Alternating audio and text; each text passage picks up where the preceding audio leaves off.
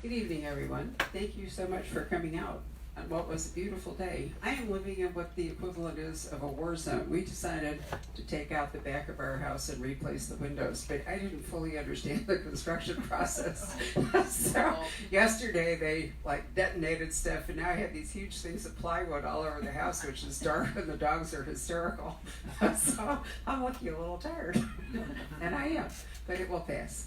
I'm delighted that we have got a trio tonight with us, and I put over here Mr. Thomas and Mr. McMahon because they write police procedurals, although quite different since John's is in Georgia and Russ's is in the UK. But remind me which part of the UK, because I'm blanking. It's Sheffield.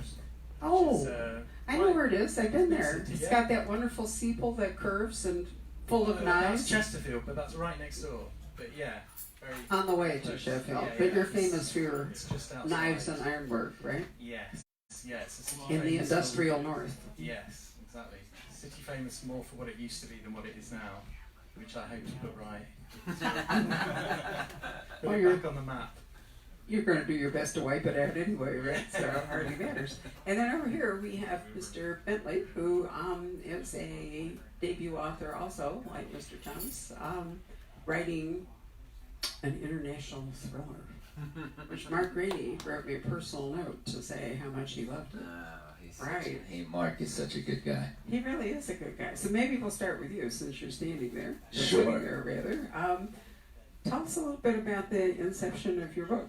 Sure. So, like most writers and probably these gentlemen here, it took me a long time to figure out what I wanted to be when I grew up, and had many different jobs. I had the perfect degree to be a writer, which was electrical engineering, and actually that did not help at all. And I went to school on an Army ROTC scholarship, and spent 10 years in the Army, and then got out, and then was an FBI agent for a while, and then did some stuff with a company to help develop technology for Special Operations Command. So all of those things kind of came together and played a part of the inception of Without Sanction.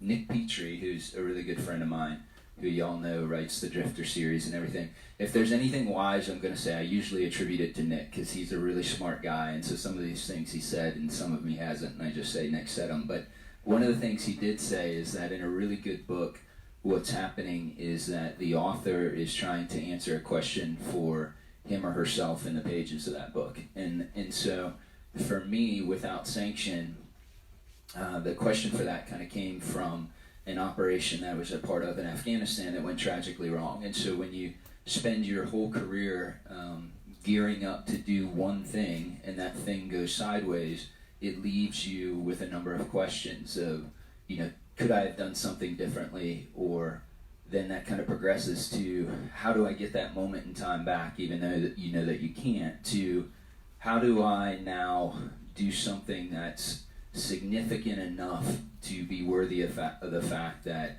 I'm still here and other people aren't. And so that question kind of became the crux of Without Sanction. So Without Sanction is about a guy named Matt Drake, who is a a case officer for I've got it down here, thank you, for the Defense Intelligence Agency, and he is offered a chance at redemption, but he has to be brave enough to take it, and that's what kind of drives the book. So it's more than just survivor's guilt going on here. It's more than just a what, I'm sorry? Survivor's guilt. Yeah, I think it's a hard thing, I think. Absolutely. I think it's some of all of that. When the book starts, he was and what a case officer is somebody who's in the intelligence community, they call it recruiting assets. In the FBI, we call it recruiting sources. So you're basically looking for people who have answers to questions that you need answered.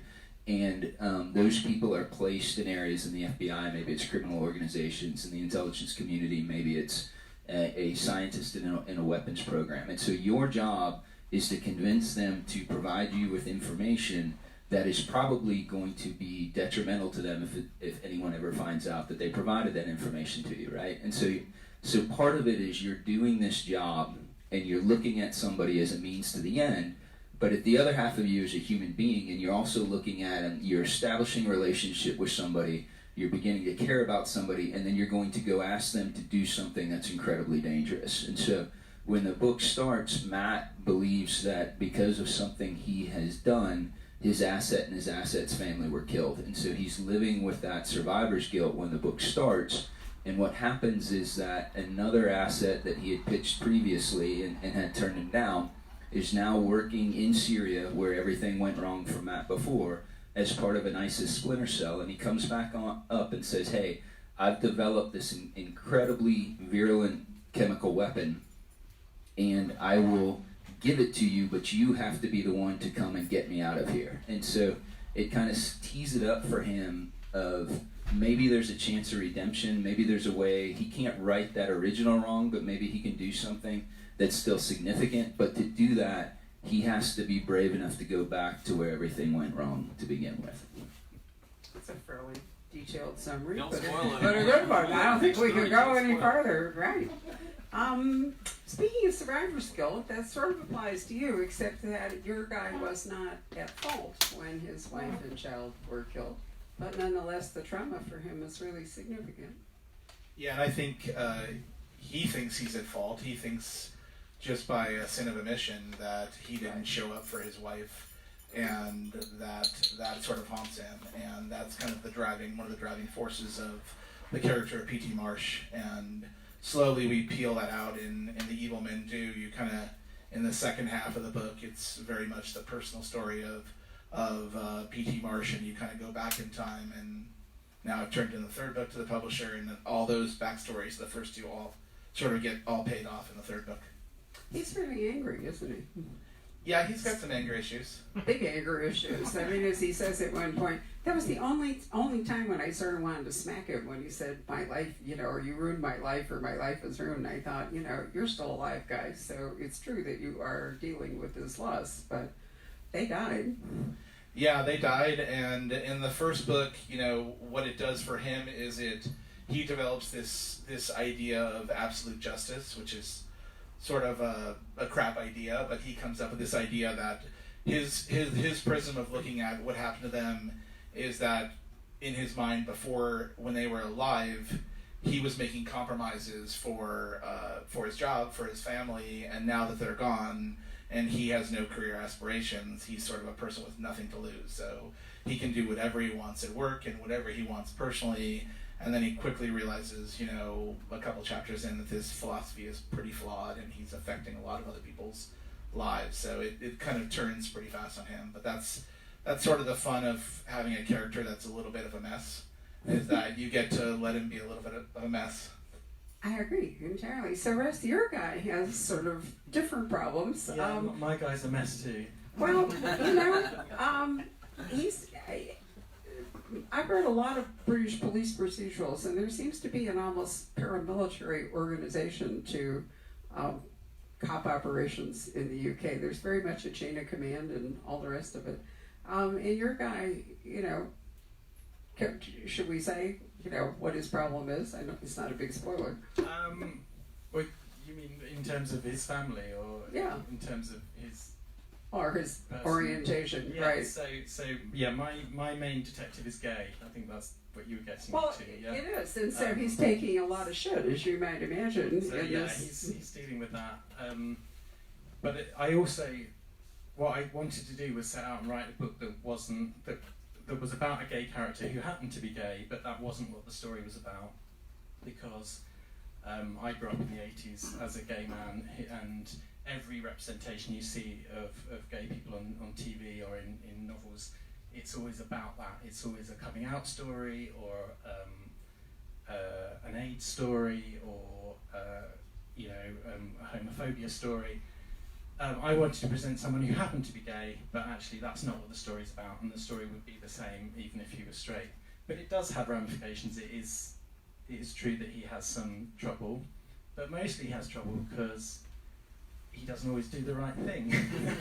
Well, there's the theme here, as you can see. But He has also been through a trauma in the past, which I wasn't sure if that's what you were getting at, but I won't discuss that because that will come out later in the book. But he's a product of his upbringing, and kind of the things that he's been through in the past is why he is the way he is. he's a bit of a lone wolf.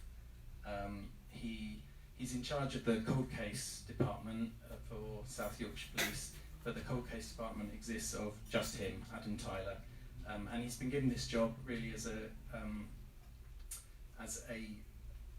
penalty because he got into an altercation with another officer, and so he's been kind of sidelined, but he's actually made a success of it, and he's solving cases that people weren't expecting him to solve, which annoys everyone else because he's showing them all up and making them look bad.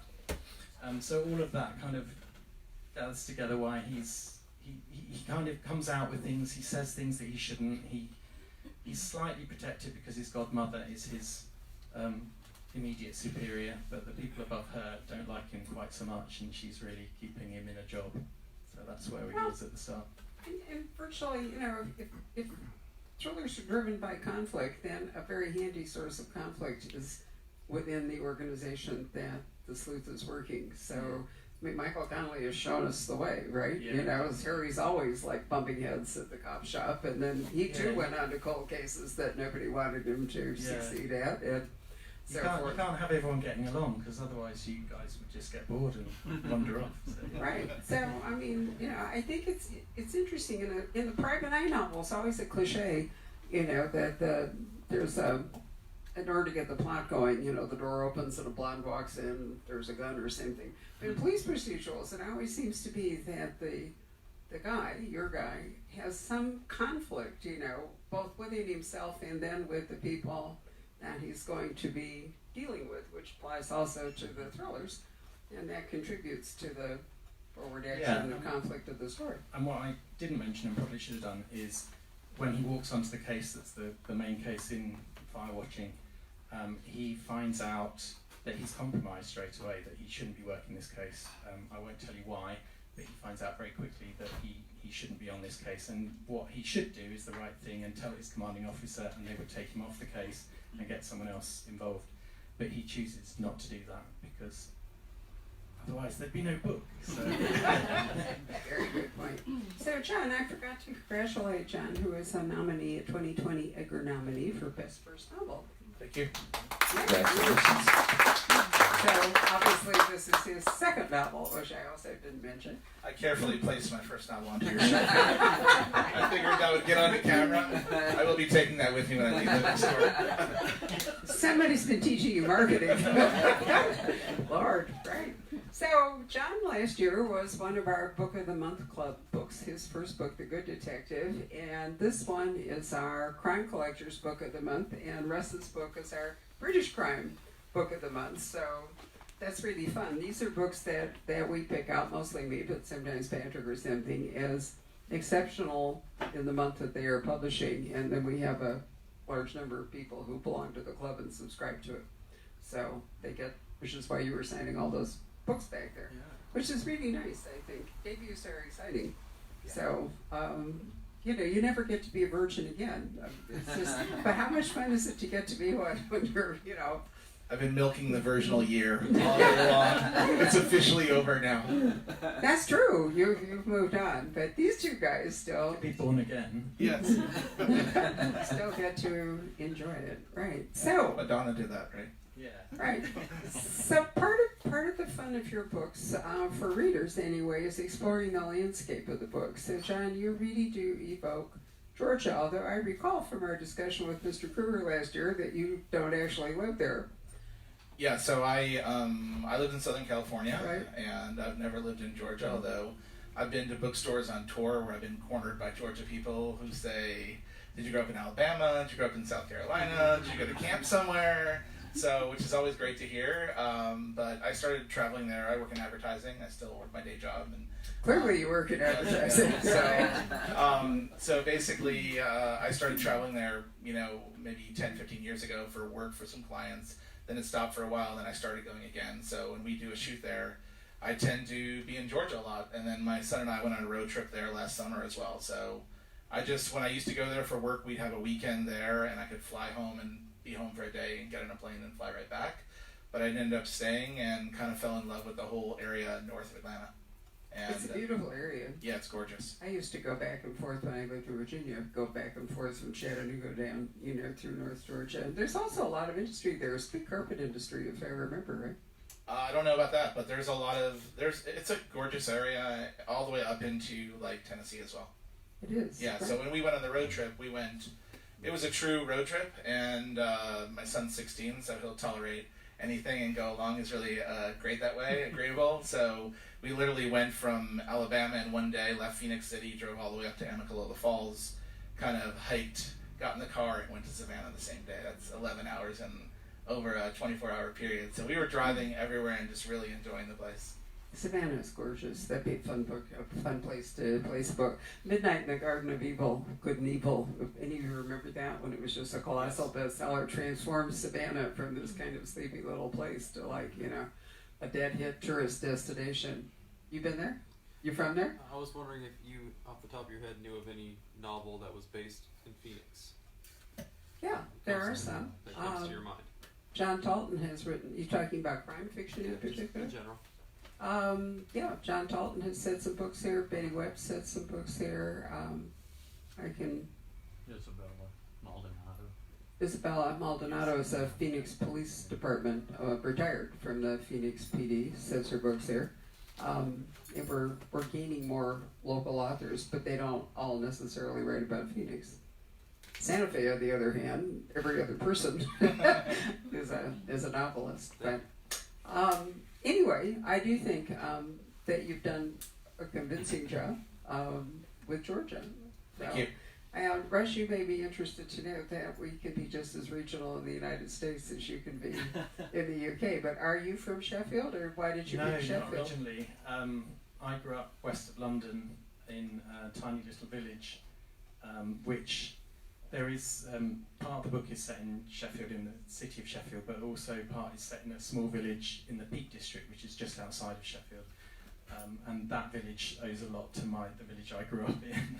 Right, Stephen Booth writes a whole series of books set in the Peak District. Yeah, it's slightly further south, but right. yeah. And it's a beautiful area to drive. You feel like you go up in these little tiny roads, and as you go up, you feel like you're driving right up into the sky. Yeah, and it's all about, because the roads are barely roads. It's true, yeah, it's incredibly beautiful. I went to Sheffield for university and stayed because I was glad to get out of the village and into a city, and I'm more of a city boy, I've discovered.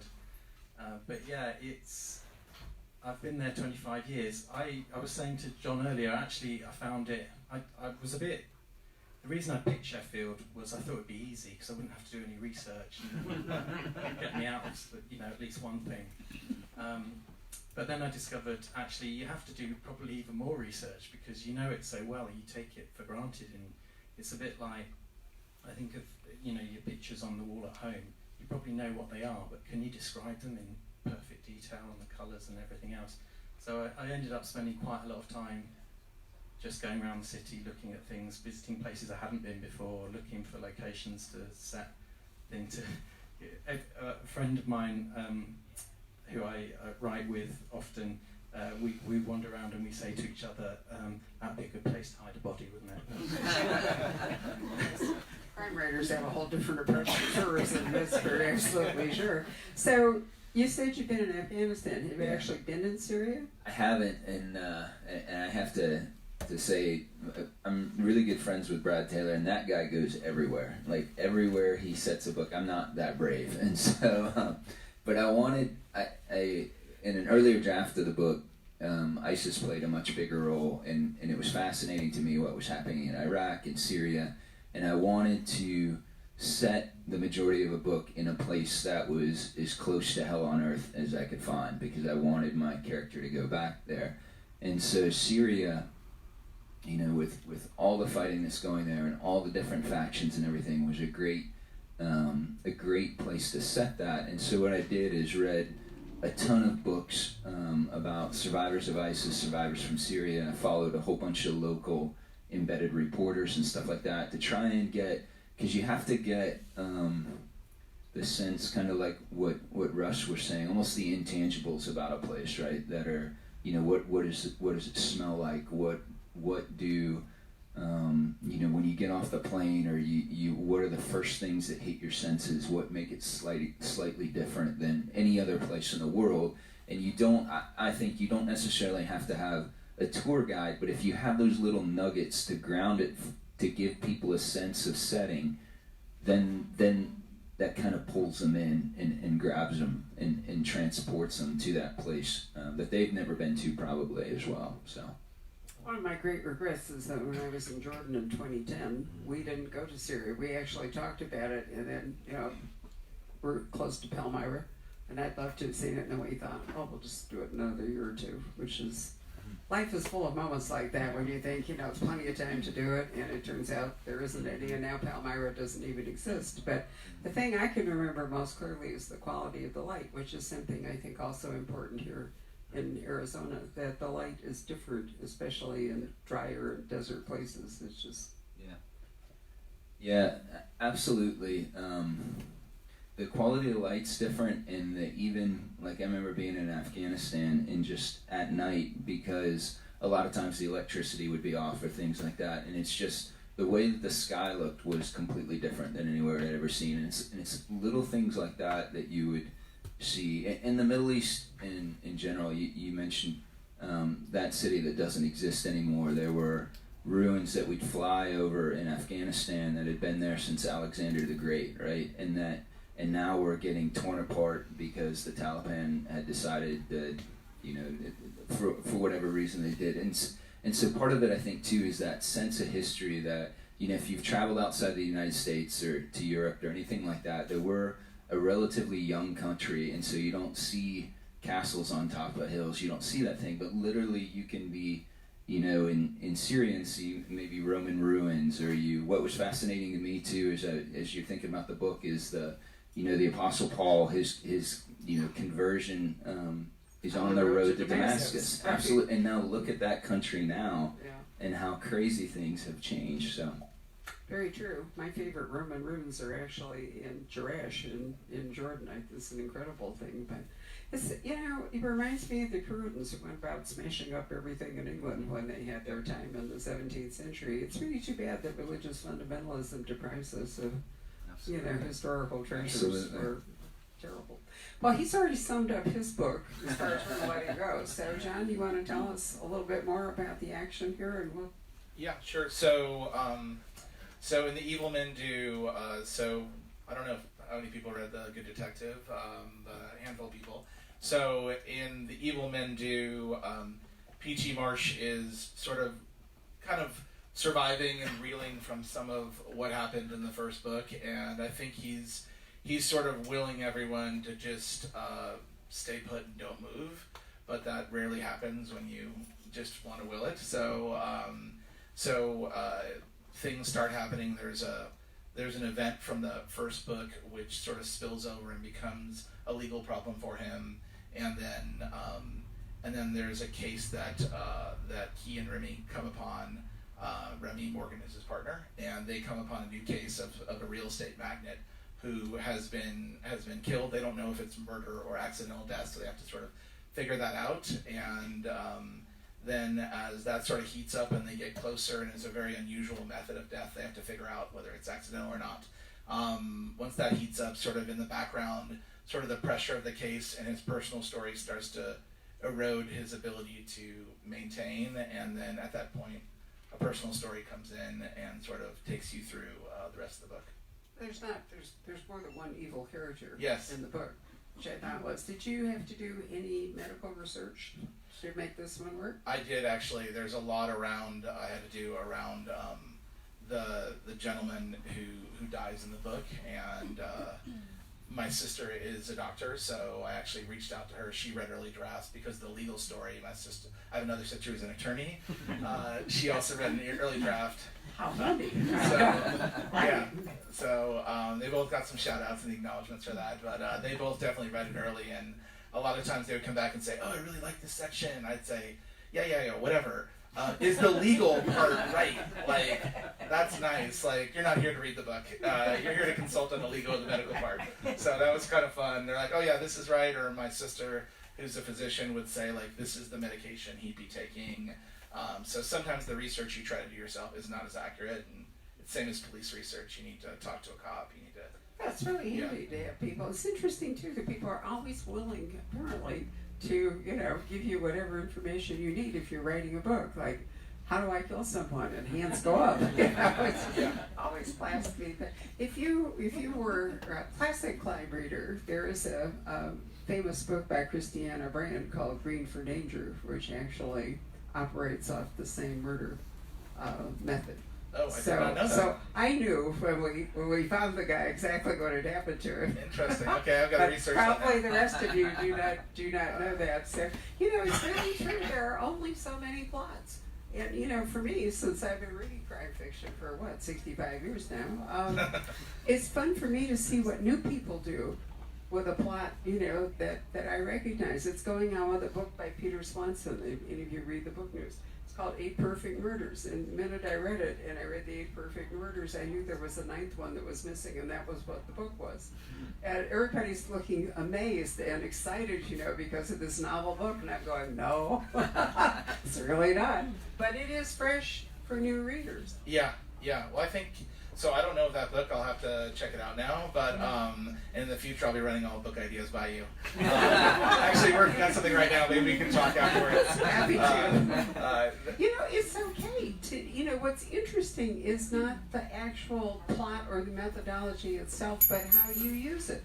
Yeah. That's what's fascinating. Well, I think what each author brings to the party is their character sees the world in a completely different way Exactly. than everyone else does, and that's what when I read, that's what I get captured most by voice, by a particular personality and a voice, and that's, as a reader, that's what I fall in love with. So that's what I'm trying to capture, like in the voice of P.T. Marsh, and now building the voice of Remy Morgan, who kind of becomes a much bigger character, and then the third book even She's larger. very cool. I Yeah. liked her a lot, and I loved it when they were at the shooting range and he thought he had her. It was like Robin Hood. See, we're back to only one plot. Remember when Robin Hood's in the contest, remember? And then whatever, somebody shoots the center of the target, and then Robin Hood actually splits the arrow, that I is think landed that's in taken the... from Odysseus splitting the arrow. It might well be. Yeah. It's also Errol Flynn and Robin Hood. Robin and I watched Errol Flynn and Robin Hood not long ago for Something to Do. I'd forgotten how really cool Errol Flynn was, but nonetheless,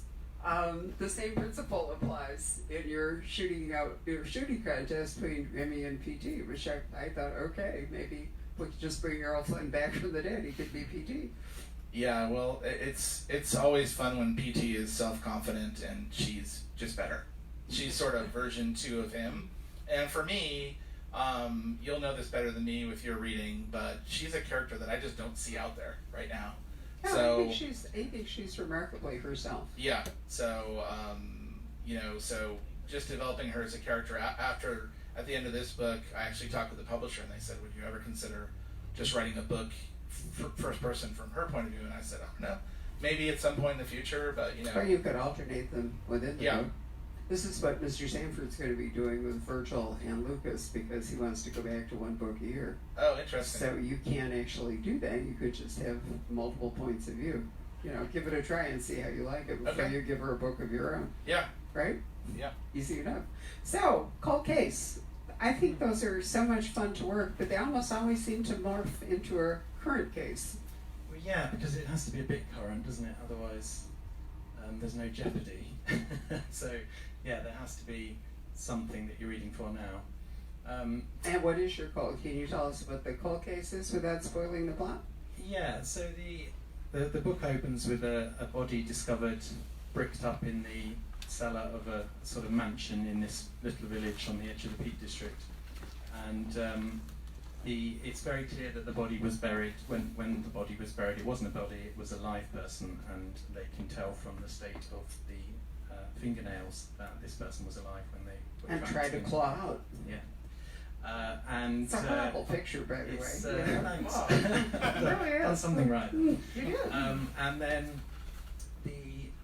it's assumed that the case is the body belongs to the house's former owner, who is a financier who went missing several years before, 6 years before, and so Adam kind of forces his way onto the case because it's a current case to begin with because the body's found, but he sort of argues that he belongs on this case, and then, as I said earlier, finds out that he shouldn't be working this case. There's also someone else who appears to know what's going on, and that is a certain arsonist who is setting light to various places around Sheffield. Hence the title of your book. Yeah, and you find out a bit more about them as the book goes on. There's these little blog posts that appear throughout the book, and each one tells the story of a famous fire throughout history, and the arsonist is telling you about that. Your book almost needs to be, a British book with more history behind it in order for you to do some of that. I mean, it needs lots of history behind it to make that part work. Okay. With the fires and so forth, Yeah, it's, we have a shorter history, so I'm not sure we can stack up so many. Yeah, well, they're not all UK histories. Chicago fire. Yeah, I mentioned the Chicago fire, and there's the gosh, I can't remember the name of the place now. The Triangle. Did you have the Triangle Shirtwaist Fire? Great Fire. Oh no, I don't know that one. Great Fire of London's involved. The San Francisco earthquake is mentioned. Big fire there. And yeah, which killed more people, I think, than the earthquake. So yeah, it is about history. It's also about there's two elderly women who live next door to the mansion where the action takes place, and they seem to know more than they are letting on to the police. And they have a long history that goes back to the Second World War, which is where they met, and the title is relevant to that as well. So you two both have a similar problem in that if you have a cop working a case that is too closely associated or has a personal connection or whatever it is, it's going to taint not so much working the case, but an attempt to try the case, the legal aspects of it, if they bring it to resolution. Yeah, I mean, you can I was very.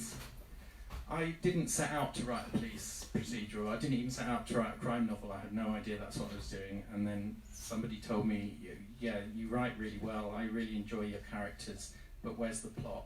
And I thought, oh yeah, I've forgotten about that. So I threw a body in because I thought, well, that would be a good story, wouldn't it? We'll have a body. Always seems to work. Yeah, and then I suddenly realised, oh, now you're going to have to do more research that you didn't want to do into the police and how they work and so on. So it kind of happened by accident. And I'm not overly interested in what happens with the case after. I'm not writing a legal drama. Not that I don't love those. I love watching those kind of things on TV and reading about them as well, the John Grisham, type of book. But that's not what interests me. So I kind of, it's difficult to say without saying what happens at the end. But no, my only point was that he has to take himself off the case, not because he's not competent to work the case, but exactly. because he could taint and his what reasons. follows. Yeah, exactly. And his reason has for not taking himself off the case is he believes he's the only one competent enough to succeed because he's that arrogant. Or you are, is the case there. Thank you very much. And so, yeah, he refuses to give up the case, but he should do, yeah, for the sake of it. It would, if it went to trial, he would be compromised. Right. So you have jurisdictional issues and department issues, but you also have personal issues. John, you must run into the same things. Yeah, I think the legal thing that spills from book one into book two, it's something you wouldn't even see in book one as a legal issue. It's a forced investigation against him, and it's more the times we're living in where police are investigated for things regardless of whether they might be guilty or not, just based on appearance. So to me, that was kind of a fun area to play in, because on its face, it's he's out of control by the facts, but if you know what happened, it's completely within reason. The other person was trying to drown him. So, there's no response in the police manual for if, a 7-foot-tall man is trying to hold you underwater and drown you, what procedure you should follow. So that's sort of the defense, but that's no defense in the eyes of Monday morning quarterbacks. So that's kind of that was for me. That was kind of a fun just playing in that area legally, but it's not illegal. I thought you did that really well as well. I loved the fact that the previous case came back to haunt him, and I wasn't expecting that. And I think what was fun is you get to meet that family, and that family is angry for their own reasons. They have their own point of view, but they cause a lot of problems in the book, and eventually they have to be dealt with. And I think there's a really fun resolution on how they're dealt with. It again, it's not meant to be a legal thing, but it was a fun Sure. subplot. Makes you think the cops should all wear body cams, not only to protect citizens, but also to protect themselves. And there's a lot of cops that feel that way. Yeah. I actually in the UK, that does happen. A lot of cops do wear them. Yeah, I've started, in the last book, I started listening to a lot of podcasts by cops. There's a number of cops across the country who do first person, just so I could hear more of a cop's voice all the time. Sure. And there are a number of cops who have podcasts who are so staunch supporters of that, to both, weed out the cops who don't follow those rules, who they think are tarnishing other police officers, that 1%, but also because in so many cases, things are easy to fabricate nowadays and say, this is what the cop said to me. Absolutely. However, you're working in an area here where we had a big discussion with Mark and Jack when they were here, and also Brad, because they've all been here, about, off the book ops or black ops or operations where rules don't really apply. And that's that's a fun area to work in. But do you think you have to have a professional background in order to write that convincingly? No, I don't. So Mark Graney is a phenomenal writer and doesn't have that background. And if you look just at the folks who built this genre, the military thriller, political thriller, espionage. So Vince Flynn was a bartender. Tom Clancy sold insurance. Brad Thor was a travel writer, and so none of them were ninjas, and all of them are phenomenal writers. And Mark Graney is right up there with him. And so I think it almost goes back to what Russ was saying earlier. I think in some ways having any kind of background like that can be a detriment, because if you're approaching it from the standpoint of I know nothing about this, maybe you're going to latch on to something that makes it more real, or you're going to work harder to figure something out. And if you have that background, it might be too tempting to take the easy way out. And so I was fortunate. I knew a little bit. Like I'm not the cool guy. I'm the guy standing in the same room as the cool guys over here. And so I had enough friends who had actually done it that there were aspects of the book, like there's a hey-ho jump in a high altitude eye-opening jump in there. And I have a friend who was a former sergeant major in Delta Force, and I'm like, read this for me. And he read through it, and there were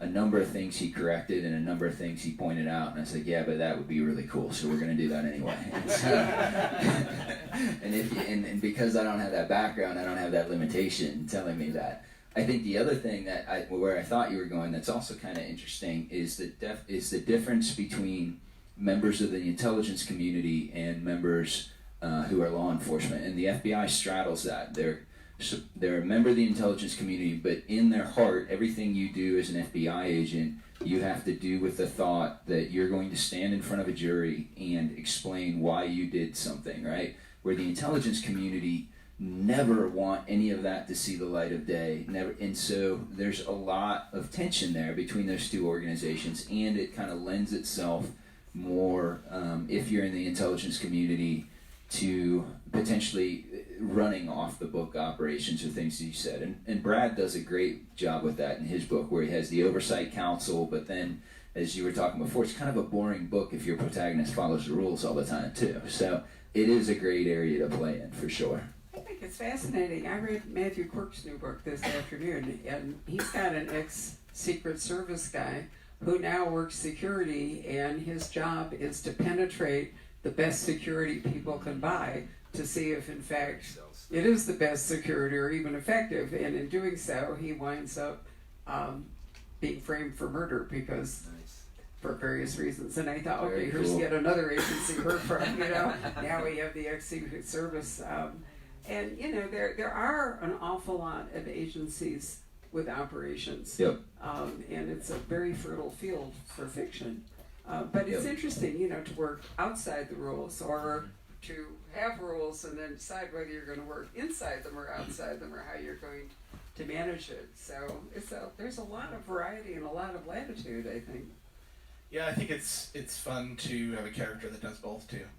Sometimes he's in the colors inside the lines when people are watching, and then when they're not, he immediately, goes and does whatever the hell he wants. But you have to. I think one of the parts about that is the character has to have their own moral compass as well, right? And so the reader will go along on the ride with you if they realize, okay, the character's doing it, they're stepping out, but here is their moral, black and white, that they're not going to violate potentially, or maybe they do for some of it, but because otherwise then you just get another guy or girl that doesn't follow the rules, and you know what I mean?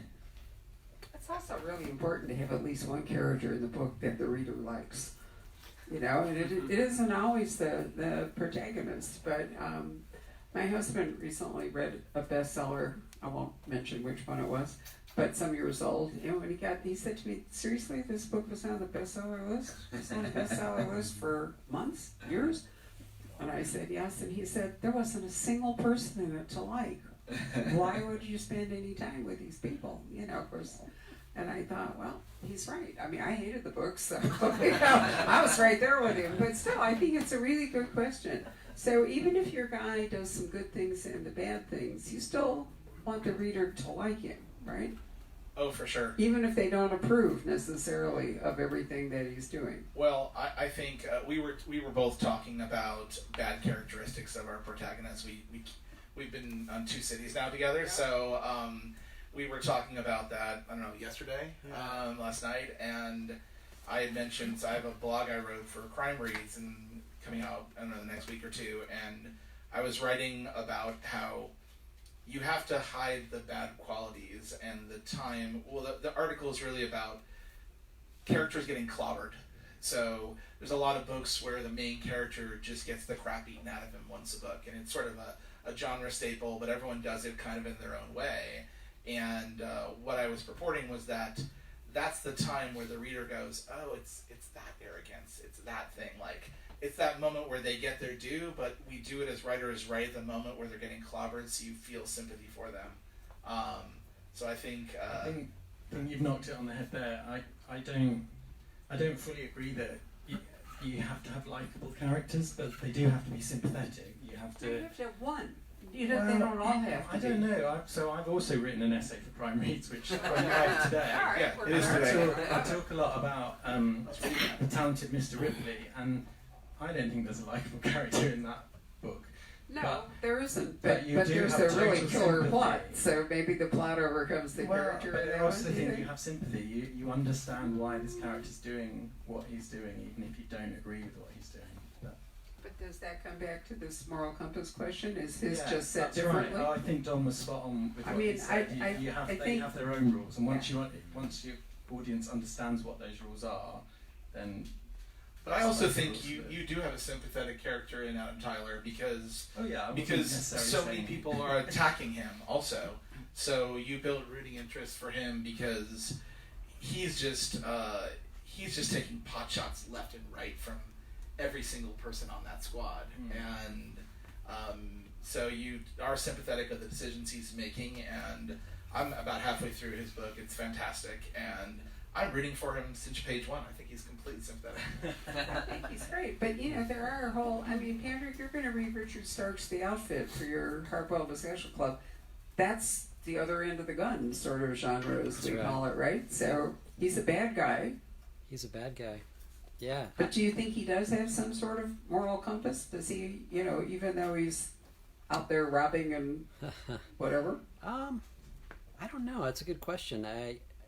Talking about Ripley, I think that's a fascinating example, because he's not necessarily likable, but he's compelling. Yeah.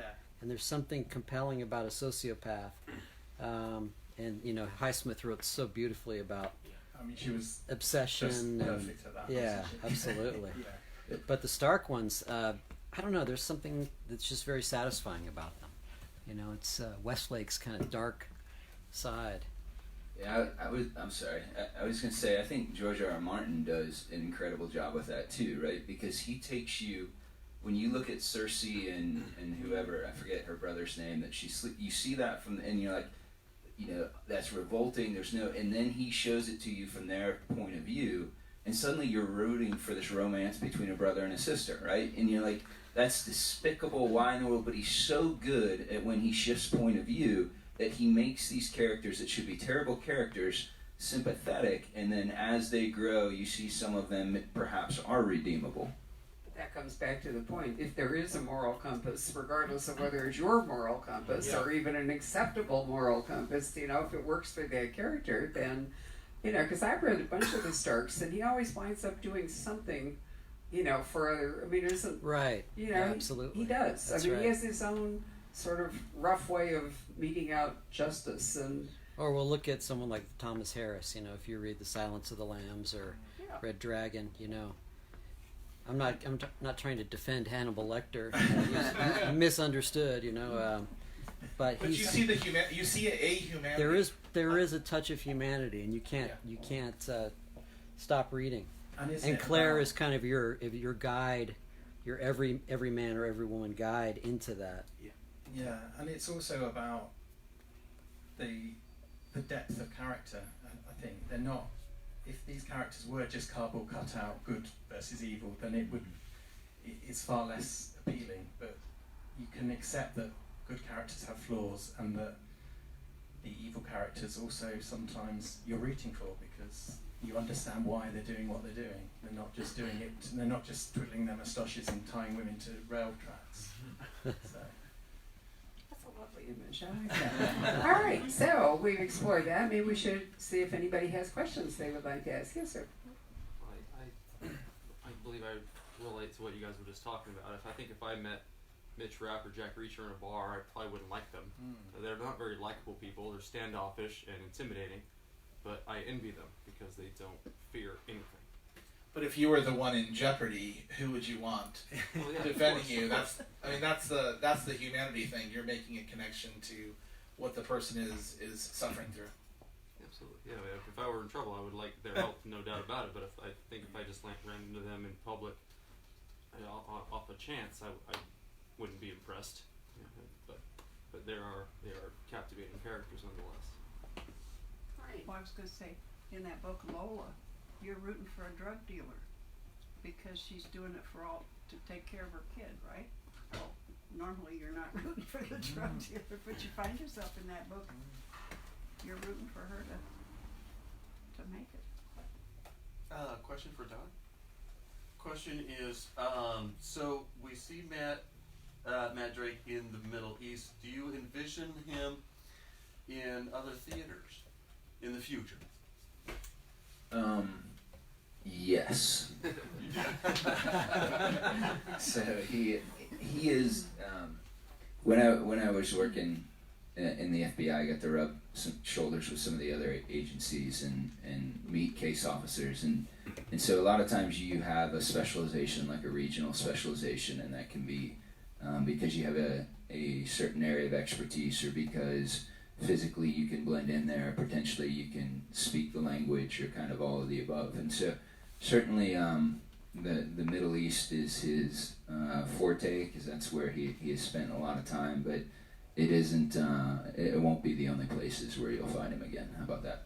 South America, I'm predicting, is going to be the new big theater. Venezuela has been coming up quite a lot, and Brad went to Brazil, Brad Taylor. He did. So, a thriller can actually be set anywhere. A military operation can be set virtually anywhere. Would this be a good place to wave goodbye to our Facebook audience and say thank you very much for joining us for another completely disjointed but fascinating discussion?